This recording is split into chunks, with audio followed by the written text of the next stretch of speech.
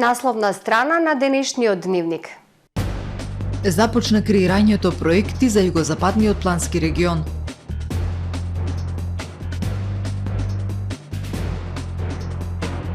Општина Струга не ја спроведува одлуката на Советот за решавање на проблемот со кучињата скитници.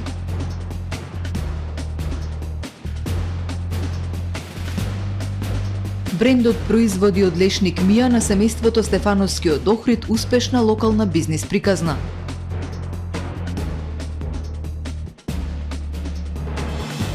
Од јавното претпријатие Нискоградба Охрид апелираат на совесно однесување од граѓаните.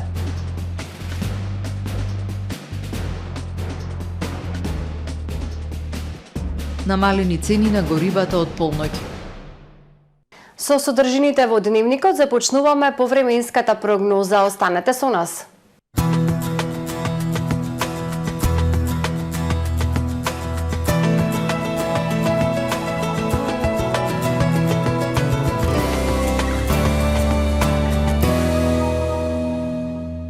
Во Охрид денес по свежото утро, во текот на денот времето сончево и топло беа измерени максимални 20 степени Целзиусови. Во текот на ноќта кон вторник ведро и свежо. Во вторник на најголем дел од западна, северозападна и северна Европа времето умерено облачно и нестабилно со врнежи од дожд проследени со засилен ветар. Во останатите делови од стариот континент времето претежно сончево, ќе има локална облачност, а ќе биде релативно топло за овој период од годината. На Балканскиот полуостров во вторник претежно сончево време со локална облачност. Се уште надпросечно топло со максимални дневни температури од интервал од 21 до 26 степени Целзиусови. Во Македонија во вторник свежо утро, во текот на денот сончево и топло време. Минималните температури од 2 до 11, максималните од 16 до 26 степени Целзиусови. Во вторник во Охрид сончево и топло. Минималната температура 8, дневната 20. Во среда и четврток во Охрид сончево и топло време со дневна температура од 20, односно 19 степени, а во петок умерено облачно време. Повремени сончеви периоди проследени со ветер. Во текот на ноќта кон сабота облачно со врнежи од дожд. Минималната 7, а дневната 17 степени Целзиусови.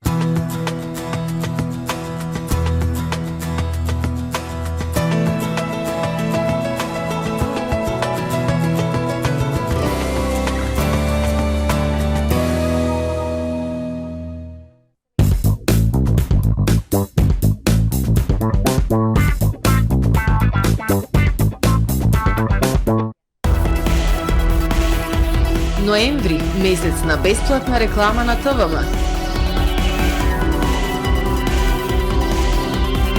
Во време на тешка економска криза, ТВМ ја помага локалната економија со бесплатно отстапување на својот рекламен простор. Обратете се на нашите телефони за вашиот бизнис да стане видлив во регионов. Супер акција во Миса Маркети. Паскалин кафе 200 плюс 100 грама гратис 59 денари. Елефант 80 грама 29 денари. Бонукс 8 килограми 559 денари. Боранија жолта фриком 400 грама 59 денари. Брокула фриком 400 грама 79 денари. Грашок фриком 400 грама 59 денари. Лосос котлети 600 грама 249 денари. Пастрмка 1 килограм 329 денари. Златна мешавина фриком 400 грама 59 денари. Пазарете со мерак, ваши Миса Маркети.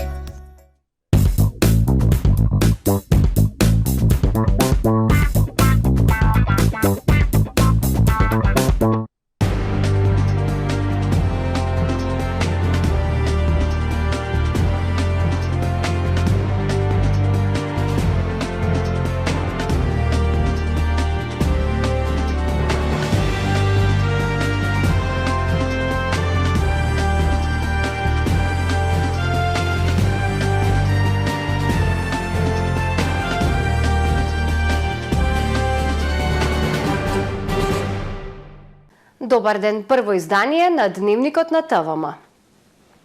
Започна подготовката на проектни концепти за подобрување на животот и услугите на граѓаните во југозападниот плански регион. Интерес има да се подобри комуналната и патната инфраструктура, пречистување на отпадни води, опремување на центри за деца со посебни потреби, но и предлози за намалување на ефектите од енергетската криза. За оваа намена предвидени се 55 милиони денари од националниот буџет. Општините од југозападниот плански регион започнаа со подготовки на проектни концепти за подобрување на животот и услугите на граѓаните, информира Миријана Лозановска, директорка на Центарот за развој на југозападниот плански регион. Центарот со дел од нив ќе аплицира за искористување на средства од националниот буџет и од странски донатори.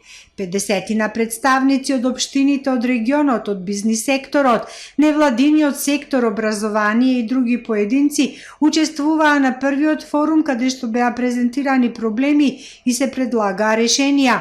Интерес има за да се подобри комуналната и патната инфраструктура, за пречистување на отпадни води, поставување на канализација, опремување на центар за децата со посебни потреби, креирање на регионален туристички пакет, но и предлози за справување со енергетската криза, напоменува Лозановска. Најмногу се предлага на јавни објекти, нормално институции, фотоволтаични централи за производство на електрична енергија, бидејќи сега со новиот правилник за јавните институции зголемење капацитетот, претходно беше 20 киловати, сега има можност 40 киловати. И во тој дел, значи во искористување на обновливите извори, беше најмногу овој дел фотоволтаични централи, а за јавниве објекти, значи енергетска ефикасност, значи мерки за реконструкција со секако замена на прозори, термофасади, реконструкција на кров, изолации на подови, зидови и така натаму, се со цел да се намали потрошувачката на енергија. На првата форум сесија организирана од Центарот за развој на југозападниот плански регион беа идентификувани неколку области за кои што ќе се изработат апликации. Најприоритетните ќе бидат избрани со гласање од регионалниот совет. Листата со приоритетни проекти треба да заврши до крај на оваа година, а за добивање средства ќе се конкурира во февруари идната година. Од година во година расте заинтересираноста за учество на овие форуми, вели Лозановска. Интересот е голем за учество, значи имавме представници од сите засегнати страни во рамки на регионот, со тоа што кај нас, да речам, и еден вид на традиција. Порано, пред да се донесе правилникот за организирање форуми, ние и онака организиравме планирачки работилници кои што на исти начин идентификуваа проблеми и предлагаа решенија, односно врз основа на тоа креиравме таа годишна листа на приоритетни проекти, со кои што аплицираме и кај Бирото за регионален развој, меѓутоа и кај други институции, министерства и странски донатори. Југозападниот плански регион ќе аплицира до Бирото за регионален рамномерен развој со 2 годишни програми за периодот 2023-2024 година. Во програмите предвидени се 55 милиони денари за проекти од областа на туризмот и културата, образование и социјална сфера, комунална и локална инфраструктура и животна средина. Општина Струга не ја спроведува одлуката на советниците за формирање на адхок тело за решавање на проблемот со уличните куќиња. Бездомните куќиња во Струшко се побројни и поопасни за граѓаните. Секојдневно се регистрирани напади и каснувања. Градоначалникот Мерко вели дека се работи на решавање на проблемот. Нема решение на проблемот со бездомните куќиња во Струга. Струшките советници едногласно изгласаа одлука за формирање на адхок тело за итно решавање на проблемот со уличните куќиња. Иницијативата предвидува заловување, стерилизација и хуман третман, но и по 5 месеци општината не презема ништо. Средствата кои што требаше да се одделат за оваа акција се минорни во поглед на она што општината го троши од сопствениот буџет. Значи, преку 2 милиони евра општината од својот буџет одделува пари за непродуктивни и некапитални инвестиции, а се правдаме дека немаме 8.000 евра да го решиме еден од најголемите прашања а и проблеми со кои што се соочуваат сдружени. Уличните кучиња во Струшковце се побројни и поопасни за граѓаните. Секојдневно се регистрирани напади и каснувања. Многу лошо е, луѓето се плашат од тие, зашто треба општинава да води рачун за тоа. Проблем е наравно, народот се плаши, дечиња се плашат. Мекни торбата се шивара и панна и печестина бе и ти даваш, да се браниш. Според законот, општините се одговорни за решавање на проблемот со кучината скитници, но ниту една општина во југозападниот регион нема соодветно прифатилиште. Градоначалникот Мерко вели се работи на решавање на проблемот. На цврст отпад местото не му е во шахтите. Граѓаните совесно да постапуваат при одлагање отпад, апелираат од јавното предпријатие Нискоградба Охрид. Одделението за фекално одржување од ЈП Нискоградба редовно врши чистење на цврст отпад од шахти и сливници за одведување на фекална и атмосферска канализација. Цврстиот отпад, доколку од шахта прелие во цевковод, прави запушување на мрежата и настанува дефект. Понатаму фекалиите се излеваат на улица или во нечиј двор или куќа на места каде нивото е пониско, како што беше случај со запушување на улицата Никола Карев, каде жителите цел месец беа поплавени со фекалии.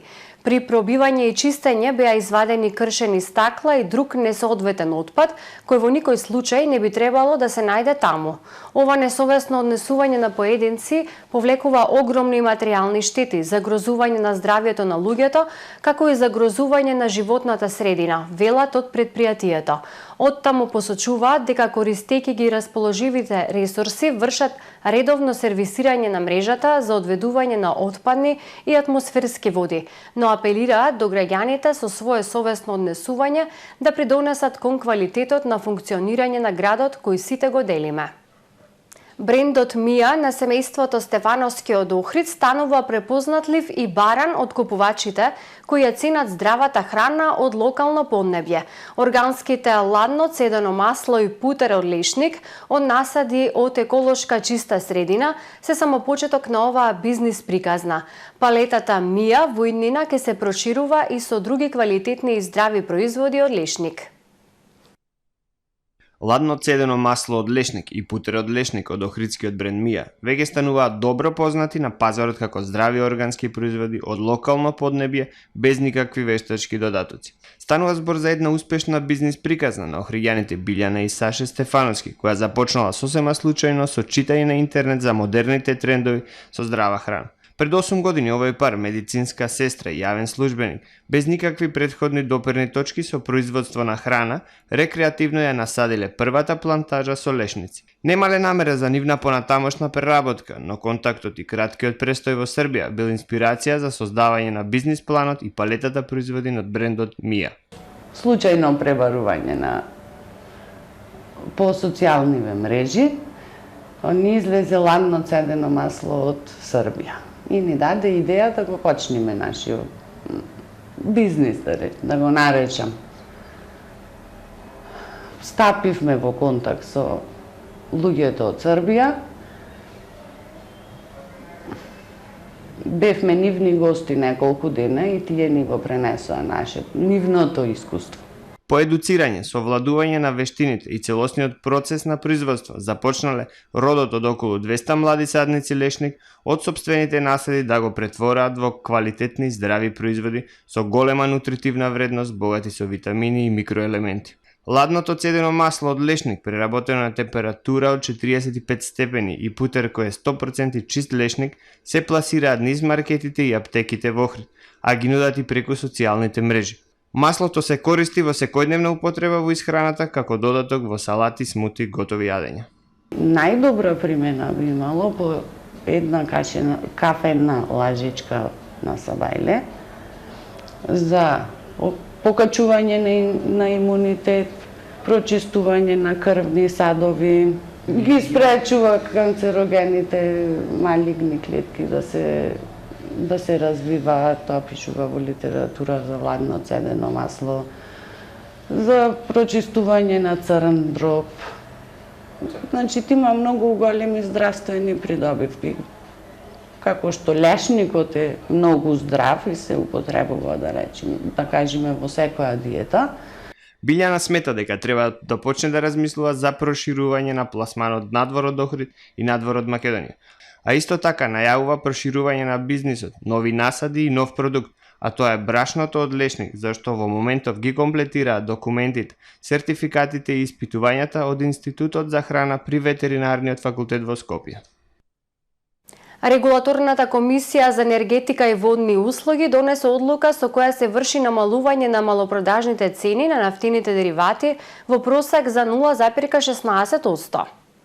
Дизел горивото, Евродизел од ноќеска на полнок поевтинува за 1,5 денари за литар, а цената на бензинот Евро Супер БС 95 се зголемува за половина денар. Новата малопродажна цена на Евродизел ќе изнесува 99 денари за литар, а Евро Супер БС 95 ќе се продава за 90,5 денари за литар. Со одлуката на регулаторна за 1 денар поевтинува и екстра лесното масло за домаќинство, кое ќе чини 96 денари за литар, додека цената на Евро Супер БС 98 останува иста, односно 92,5 денари.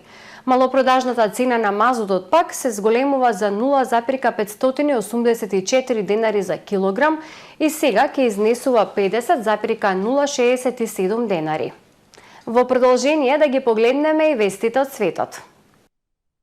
Русија изврши масивен ракетен напад на Украина, предизвикувајќи прекини во снабдувањето со струја и вода, објавија украинските власти. Во Киев се слушнале најмалку 3 експлозии, а русите испукале 40 на крстосувачки ракети. Новите ракетни напади следуваат 2 дена, откако Русија ја обвини Украина дека со 16 дронови ја нападнала нејзината црноморска флота на Крим. Москва потврди дека во овој напад бил оштетен еден руски брод во пристанишниот град Севастопол и ги обвини и британските експерти дека им помогнале на украинците.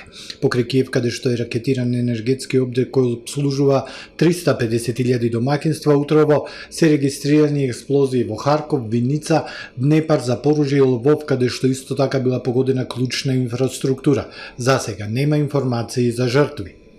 САД и Јужна Кореја започнаа некои од најголемите заеднички воени воздушни вежби со стотици борбени авиони кои вршат лажни напади деноноќно во поголемиот дел од неделата. Операцијата наречена Будна бура ќе трае до петок, а во неја ќе бидат вклучени 240 воени авиони кои ќе извршат 1600 летови, се вели во соопштението на американското воено воздухопловство. Пјонкјанг ги осуди заедничките вежби како проба за инвазија и доказ за непријателска политика меѓу Вашингтон и Сеул. Во знак на протест против неодамнешните вежби, Северна Кореја лансираше ракети, спроведе воздушни вежби и стрела ракети во морето. Сојузниците велат дека таквата обука е потребна за да се спротистави на потенцијалните закани од Северна Кореја, која изврши рекорден број лансирања проектили оваа година и се подготвува да продолжи со нуклеарно тестирање за прв пат од 2017 година. Турција почна да преговара со Москва за обновување на испораките на жито од украинските пристаништа, откако Русија ненадејно го прекина учеството во Црноморската иницијатива за жито на 29 октомври. Поради ваквата одлука, 218 товарни бродови во моментов се во мирување, а од 95 се натоварени со жито. Во текот на изминатите 2 недели, Русија почна да се сомнева за подпишување на продолжување на договорот кој стекува кон крајот на ноември. Москва излезе од договорот по нападот на Црноморската флота во окупираниот Севастопол. Западните земји таквиот потек на Путин го оценија како уште една уцена, како и дека преговорите со Русија не функционираат. Спасувачите во Индија се уште трагаат по преживеаниот како во неделата се урна висечки мост во западната индиска држава Гуџарат. Бројот на жртвите се зголеми од час во час, а според последните информации загинале 133 лица, а повеќе од 70 се повредени. Индиските медиуми дошле до видео на кој се гледа момент кога паѓа мостот. Видеото го снимил еден од пешаците кој случајно се нашол на мостот во моментот на трагедијата. Властите рекоа дека се уште не знаат колку луѓе се водат за исчезнати. Спасувачките тимови пловеле по реката со гумени чамци во текот на ноќта и утрото, надевајќи се дека ќе најдат повеќе преживеани. Според проценките, во момент на уривање на мостот имало повеќе од 200 луѓе. Мостот е стар повеќе од 1 век, бил отворен минатата недела по реконструкцијата. Станува збор за туристичка атракција која секоја година ја посетуваат и илјадници туристи. Тука е крајот на првиот дневник на ТВМ. Ви благодарам за вниманието. Довидување.